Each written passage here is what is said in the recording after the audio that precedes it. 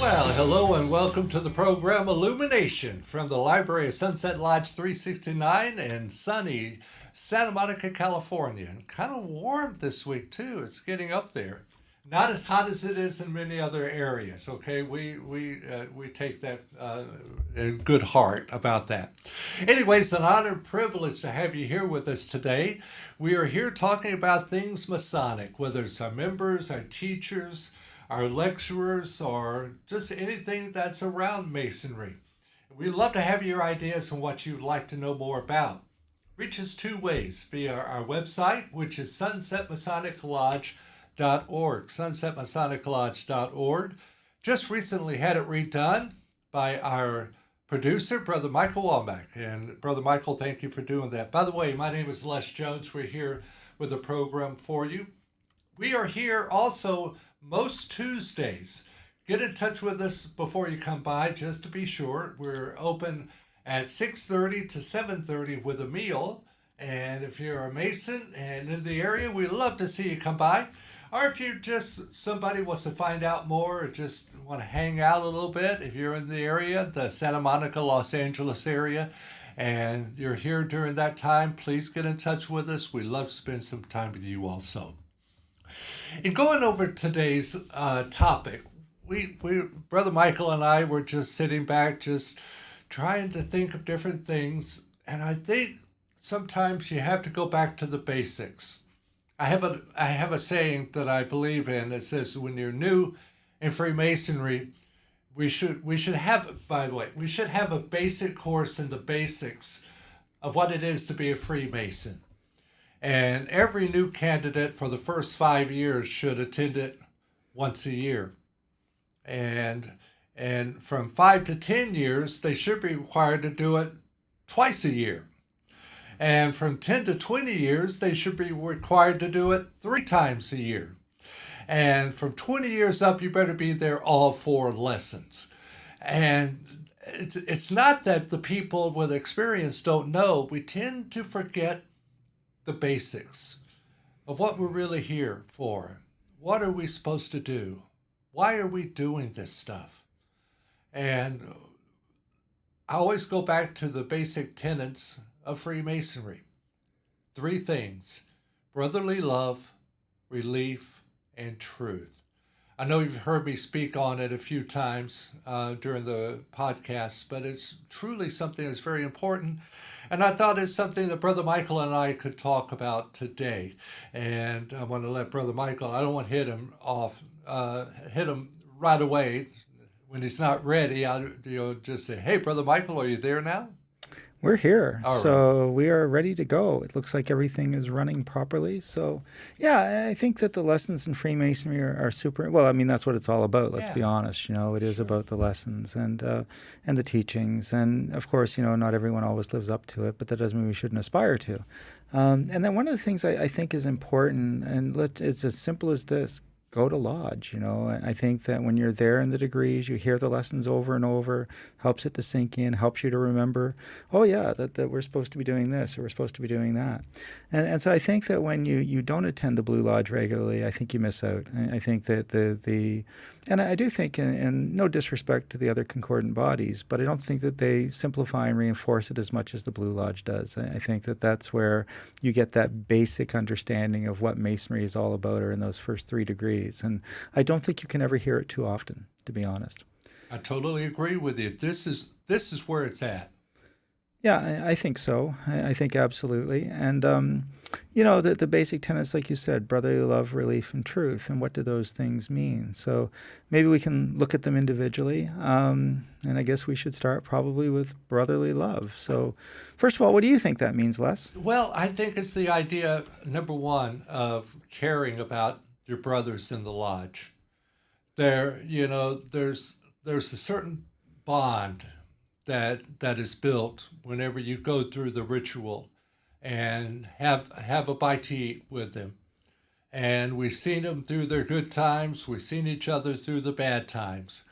And I think I got to tell you, Brother Michael, I totally agree with you. The idea that Masons need to attend their Blue Lodge so that they will know their brothers and see them when they have needs, so they can see you when you have needs.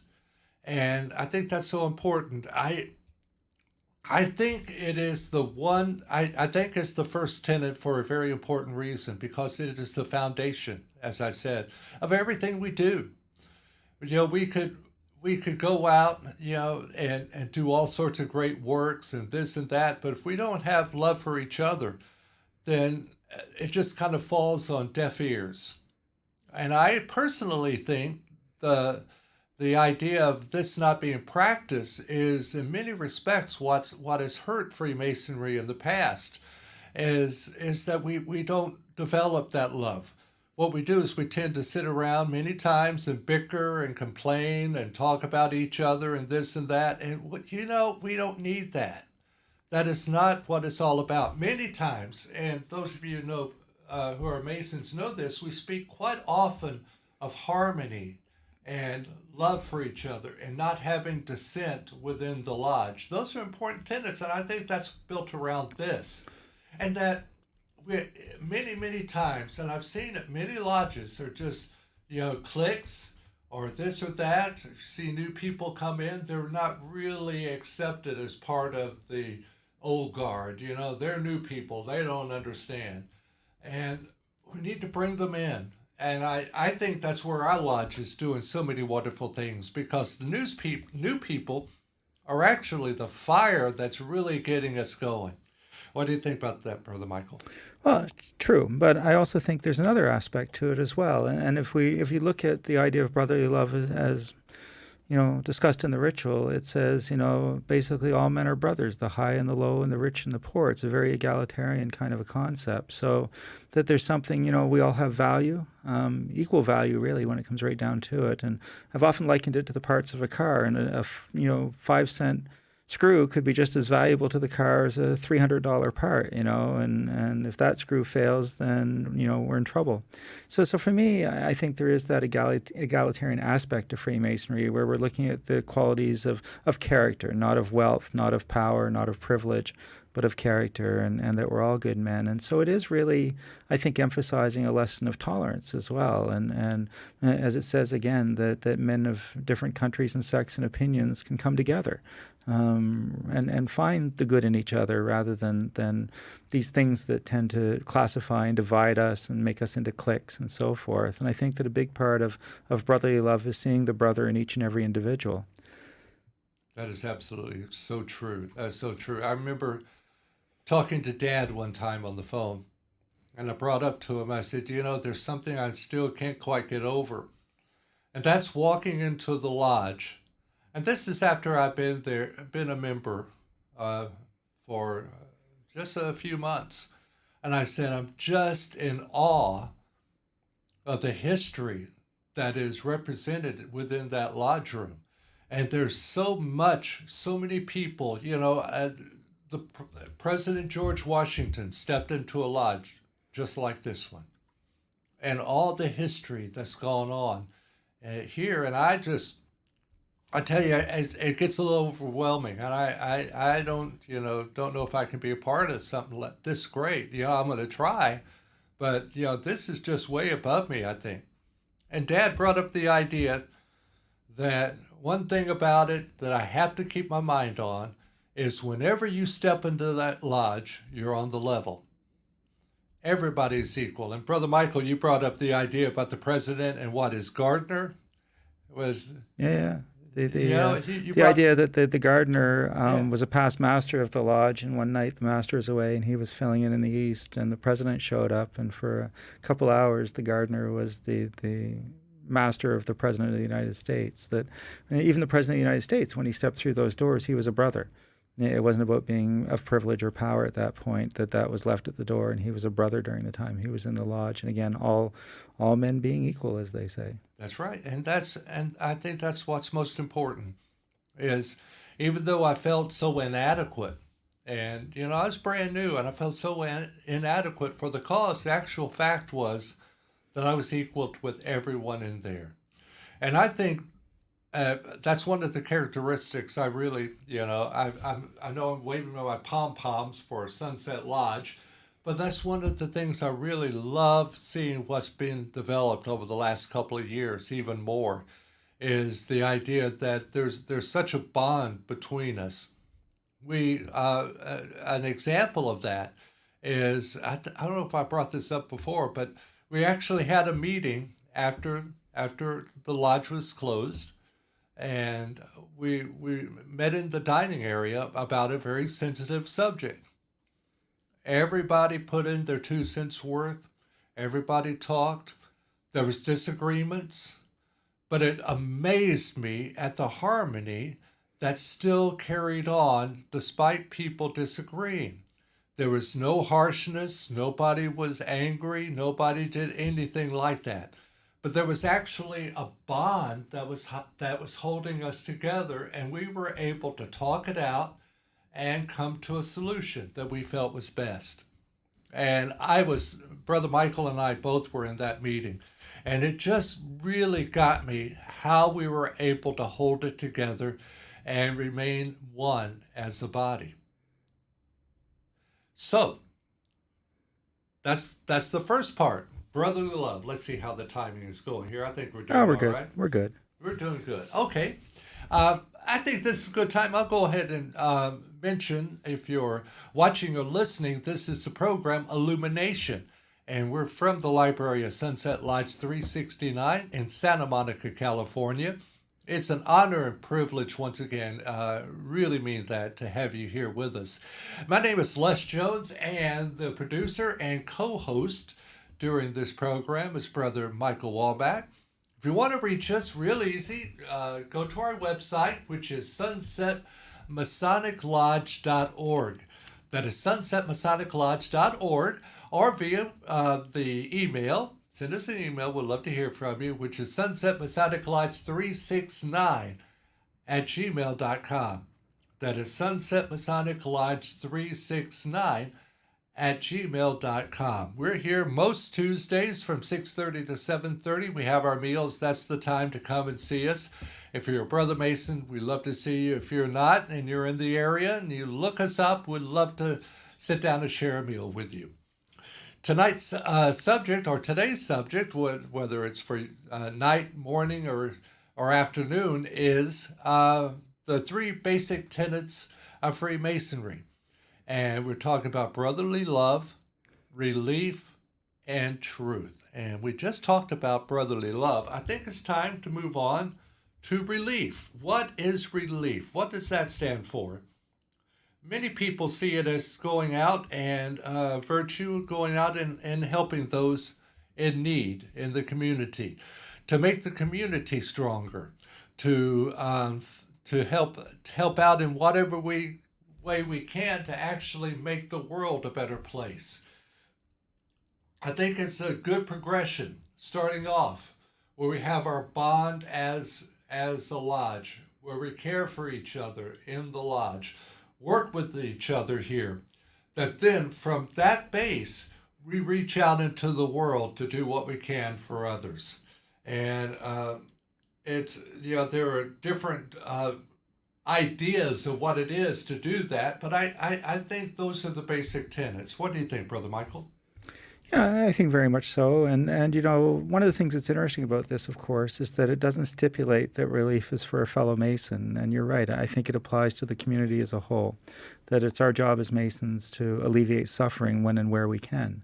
And so I think that there's a reason why, Masons per se are not necessarily pointed out in that particular virtue. And I believe that to make the world a better place is the fundamental mission of Freemasonry in many respects. Now, I think that we often say to make good men better, that our view of that is to take people who are already trying to do the right thing and empower them, enable them, help them, support them, whether it's financially, whether it's in training, whatever it may be, to try and maximize the goodness. And I think that Masonry is really about that. So I think that was its founding in many respects. And I mean, one of the principal elements of the founding of Freemasonry back in the 1700s with the Grand Lodge of England were the box clubs, which again were charitable organizations and it was a fellowship of people that wanted to do good, especially during the Industrial Revolution when there was a lot of suffering, a lot of sickness, a lot of just horrible conditions for a lot of people. And I think that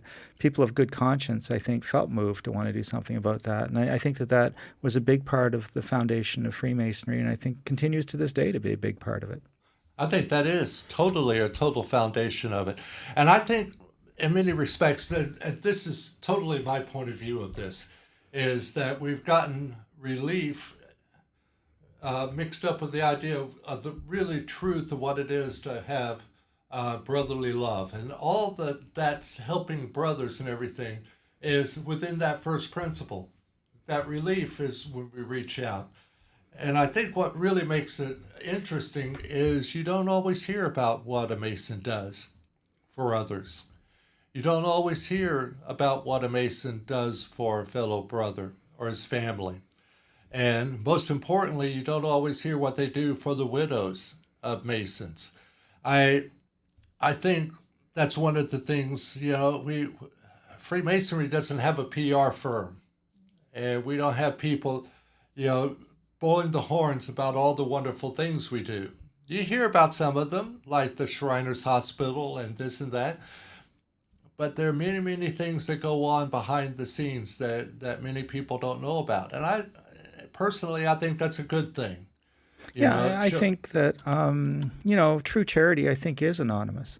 And I think that if you're giving and with the expectation you're going to receive an award or a pat on the back or promotion or praise, then that diminishes the charity to a degree. I think when one has nothing to gain, then I think that it is true charity.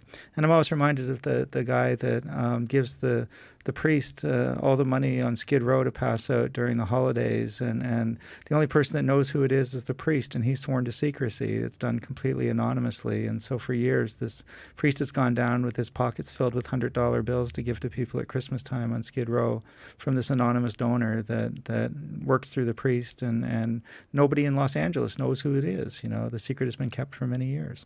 So I think that makes it true charity, because the person is not looking to receive anything in return, and I think that is important as far as I'm concerned. I think that is really, you hit the nail on the head right there. I've seen that happen so many times. In fact, the work I do, one Thanksgiving, there was a line of people that were going to the local church here in Santa Monica to have a Thanksgiving meal, and a gentleman was coming around giving dollar bills to people and just wishing them the best. And I remember we, at the organization I'm with, we held a Thanksgiving dinner for our members. We don't have clients, we have members of our organization. And way in the back, behind everything, was, I'm gonna mention his name. Jim Carrey was doing work. He was not out in front. Look at me. He was back in the kitchen, in the back of the kitchen, working on things, because he wanted to let it be something that he was doing instead of getting recognition for. And I will always honor and respect him for the great work he did on that. But there's, I have to go back to the idea, we have to watch our motivation. Brother Michael brought that up so much, and the idea of, are we doing this for recognition? Are we doing this to get a pat on the back? That just takes everything away from it. It goes back to the idea of where are we coming from? And I think we're coming from the first tenet, brotherly love, the way we care for each other, taking that into the world. And I think that's why it's so important to go from 1 to 2. Any other thoughts on that, Brother Michael? No, I think that you hit it right on, and I think that this is a big part of the tenets of Freemasonry. But I think we should move on to the third one, since we're coming now into the last third of our show, Les. Yeah, I think this is the one we can talk a lot about, which is truth. And it's not as straightforward as maybe the other two in a sense. That divine attribute and the foundation of every virtue and truth. What is it to be true?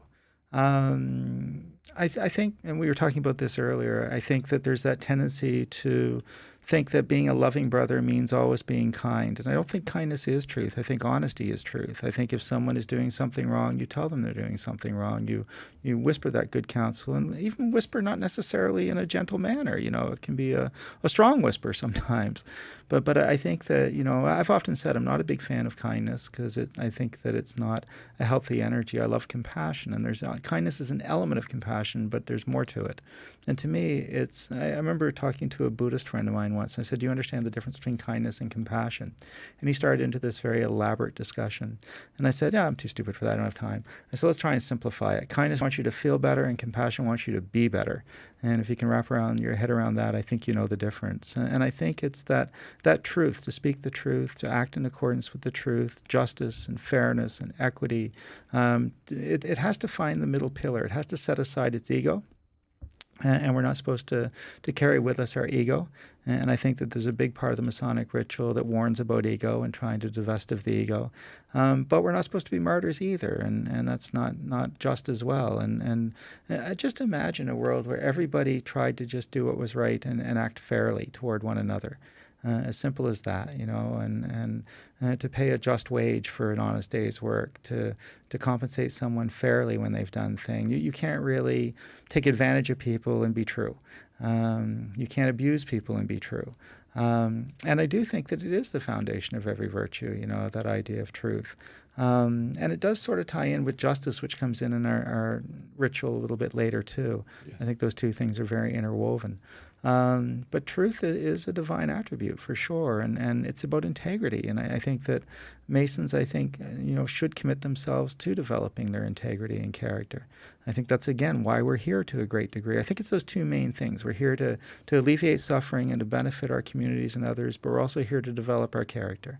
And that's the other essential component to Freemasonry as far as I'm concerned. But it'd be interesting to hear what you think on the subject of truth. And I totally agree with you on that. And I think when you really get down to it, we could probably have a 3-part series, 1 hour at a time, on this very word, truth, within Freemasonry. And I think that's why it stems as number 3. That's where we're heading, because number 1 and 2, you can pretty much set it as something, okay, we're working on this, we're doing this, and the next one we're doing this. Number 3, there's kind of an ongoing battle, so to speak, something that we're constantly working on, not only with ourselves and our body, our character, our mind, but also our spirit. What are we learning? Once again, we got to get back to the idea of being here in the Blue Lodge, not only supporting the brethren, but also supporting yourself. When a ritual is going on, when a degree is going on, the whole idea of what's happening is something that means something different to you, probably, than any other time. And applying these principles as you receive them, your truth, your understanding, to make your life better. And, we're all there for the person who's receiving the degree, and there's no argument about that. But, you're really there for yourself, too. I know I've spoken of being the senior deacon at our lodge many, many times. And the second degree is really important for the senior deacon. And it's been a very, very rewarding time for myself personally to go over what I do, go over it, practice it, and just to make sure I have it down. That sometimes little critters sneak in, little wrong things sneak in. Just try to make sure I've got everything down right. As that in itself is probably one of the most rewarding things, because I see the actual work in a whole different way, over and over and over again. And the truth means so much more to me. My truth, my understanding. Brother Michael and I could be doing, I could be doing the second degree, the part the senior deacon does. Brother Michael would be sitting aside and listening and watching what's going on, and he'll get something totally different from me. That's the wonderful thing about truth in Freemasonry. It's what makes us better people. It's what makes me understand myself more. Makes me understand my brethren more. And I think that's the important thing about truth. What do you think, Brother Michael?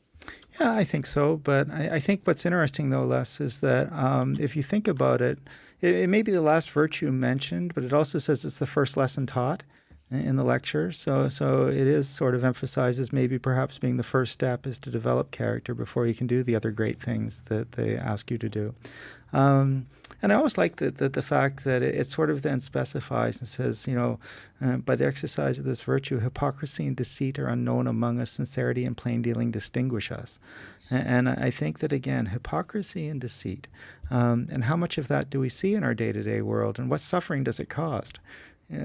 And I think it's substantial, and I think that these are things that we need to be vigilant for. And I think to come full circle back to what you were saying earlier in the show, in the issue that we were discussing in the dining room after the lodge and the contentious nature of it, people were still speaking their truth. There was no hypocrisy, there was no deceit, there was no ulterior motive, there was no agenda.